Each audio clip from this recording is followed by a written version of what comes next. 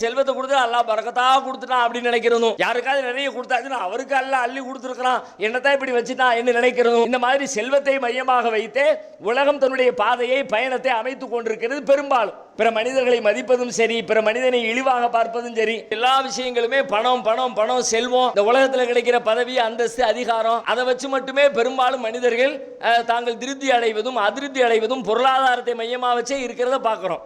குர்ஆனில் கூட அல்லாஹ் அந்த மனிதனுடைய பண்பு பற்றி சொல்லி காட்டுகிறான். மனுஷனை அல்லாஹ் கொஞ்சம் வாழ்வாதாரத்தை செழிப்பாக விசாலமாக கொடுக்குறான் என்று சொன்னால் அவன் அதை பார்த்து விட்டு யகூலு ரப்பி அக்ரமன், என் இறைவன் என்னை சங்கைப்படுத்தி விட்டான் என்று அல்லாஹ்வுக்கு நன்றி சொல்லுகிறான். அம்மா இதா மபுத்தலாஹு ஃபகதர அலைஹி ரிஸ்கஹு ஃபயகூலு ரப்பி அஹானன். அதே மனிதனுக்கு அல்லாஹ் செல்வத்தை கொஞ்சம் குறைத்து விட்டால் உடனே அவன் என் இறைவன் என்னை சோதித்து விட்டான் என்று சொல்லி புலம்ப ஆரம்பித்து விடுகிறான். அவன் செல்வத்தை வைத்து தான் அல்லாஹ்வுக்கு சொல்லக்கூடிய சுக்ரும் கூட இருக்கிறது. எனக்கு நிறைய